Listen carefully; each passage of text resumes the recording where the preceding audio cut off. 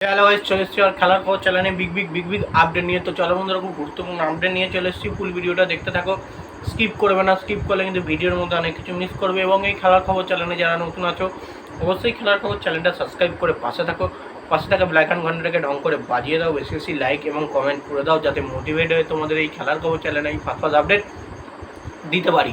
তো চলো বন্ধুরা, ফার্স্ট যে আপডেটটা নিয়ে কথা হলো, খুব গুরুত্বপূর্ণ আপডেট তোমাদের শেয়ার করতে চলেছি ভিডিওর মধ্যে। তো ফার্স্ট আপডেটটাই হচ্ছে এমবিএসজি শিবিরের নিউ কোচ হতে চলেছে বা নর্থ ইস্ট ইউনাইটেডের কোচ ফেডেরো বেনালিকে নিয়ে। তো একটা বড় খবর, যেটা ফেডেরো বেনালি কি মোহনবাগান শিবিরে হেড কোচ হওয়ার যোগ্যতা তার রাখে?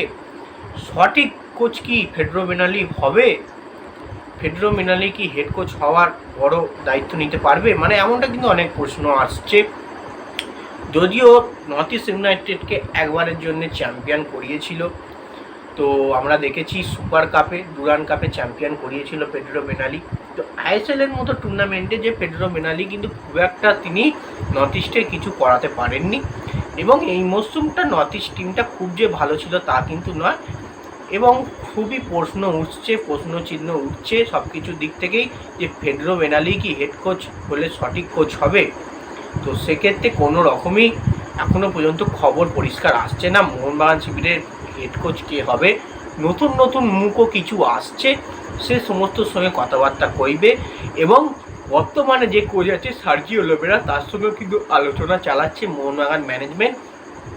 সব কিছু দিক ঠিকঠাক করেই কিন্তু একটা বড় ঘোষণা আসবে মোহনবাগান শিবিরে হেড কোচ কে থাকছে, লোবেরা থাকছে না নতুন কোনো হেড কোচ আসছে। তো সেক্ষেত্রে প্রথম আপডেট আমার চ্যানেল থেকে তোমরা পেয়ে যাবে, তার জন্য চ্যানেলটাকে সাবস্ক্রাইব করে রাখতে হবে। তো এবার নেক্সট যে আপডেটটা নিয়ে কথা বলো, খুব গুরুত্বপূর্ণ আপডেট, সেটা হচ্ছে এমবিএসজি শিবিরের একটা গুরুত্বপূর্ণ প্লেয়ারকে কিন্তু ইস্ট বেঙ্গল টার্গেট করেছে। অনেক দিন ধরে শোনা যাচ্ছে তাদের জার্সি গায়ে মোহনবাগানের সেই প্লেয়ারের পোস্ট করে দেওয়া হচ্ছে ইস্ট বেঙ্গলের জার্সি গায়ে। তো সেটা আর কেউ নয়, অনিরুদ্ধ থাপা। তো অনিরুদ্ধ থাপার সঙ্গে কোনো রকমই ইস্ট বেঙ্গলের কথাবার্তা কিচ্ছু হয়নি, এবং অনিরুদ্ধ থাপার সঙ্গে এখনও পর্যন্ত মোহনবাগানের চুক্তি রয়েছে। মোহনবাগান শিবির অনিরুদ্ধ থাপাকে ছাড়বেও না। তো একটা গুজব রটানোর জন্য কিন্তু কিছু ইস্টবেঙ্গল সমর্থক বা ইস্টবেঙ্গল কিছু ইউটিউবার কিন্তু এই জিনিসটাকে করছে, ইস্টবেঙ্গলের জার্সি পরিয়ে মানে এডিট করে, এবং অনিরুদ্ধ থাপাকে ইস্টবেঙ্গলের প্লেয়ার হিসেবে ঘোষণা করছে বা টার্গেট করেছে, এরম করেছে বললে সব রকম মানে কথাবার্তা চালাচ্ছে। তো সেক্ষেত্রে এটা একদমই গুজব, কেউ কান দেবেন না। মোহনবাগান যে সমস্ত সমর্থকরা আছো তাদেরকে বলে রাখি, অনিরুদ্ধ থাপার সঙ্গে কোনো রকম ইস্ট বেঙ্গলের এখনও কোনো রকমই কথা হয়নি। তিনি মোহনবাগানেরই প্লেয়ার, তার সঙ্গে এখনও মোহনবাগানের চুক্তি রয়েছে। তো যাই হোক, অনিরুদ্ধ থাপাকে নিয়ে এই আপডেট ছিল। নেক্সট যে আপডেটটা নিয়ে কথা বলবো, খুব গুরুত্বপূর্ণ আপডেট, সেটা হচ্ছে বেঙ্গালুরু এফসি প্লেয়ার বলো বা ভারতীয় ইন্ডিয়ান প্লেয়ার বলো, রায়ান উইলিয়ামসকে নিয়ে। এই রায়ান উইলিয়ামস কিন্তু জামাইকা ম্যাচে পারফরমেন্স করেছে, এবং জামাইকা ম্যাচে খেলতে গিয়ে কিন্তু তিনি হালকা করে হ্যামস্ট্রিংয়ে চোট পায়। ট্রান্সফার মার্কেট সূত্রে জানা যাচ্ছে রায়ান উইলিয়ামসন কিন্তু হ্যামস্ট্রিংয়ে চোট পেয়েছে, এবং নেক্সট ম্যাচ কিন্তু ভারতের নেক্সট ম্যাচ তাজকিস্তানের সঙ্গে, সেই ম্যাচ কিন্তু তাদেরকে বসতে, সেই ম্যাচে কিন্তু আমরা রায়ান উইলিয়ামসকে দেখতে পাবো না। তো রায়ান উইলিয়ামসের মতো একটা দুর্দান্ত স্ট্রাইকিং যদি ভারতীয় দলে না থাকে, দলের স্ট্রাইকিং লাইনটা একটু দুর্বল হয়ে পড়বে। কারণ রায়ান উইলিয়ামস যতদিন ধরে দলে এসছে, স্ট্রাইকিং লাইনটা একটু হলেও কিন্তু সচরাচর দেখা যাচ্ছে, শট হচ্ছে, গোল করেছে।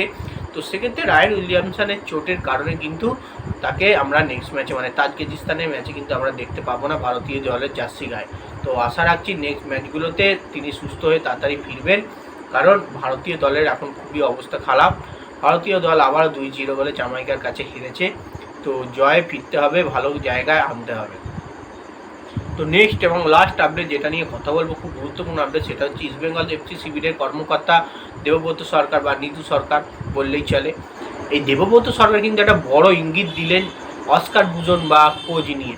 তিনি বললেন, আমাদের দলকে এখন চ্যাম্পিয়ন যেহেতু হয়েছে, আমাদের দল আরও যাতে ভালো পারফরমেন্স করে, আরও যাতে ভালো জায়গায় যায়, দলটা যাতে আরও শক্তিশালী হয়, সেই কারণে কিন্তু আমাদের আরও ভালো কোচ লাগবে।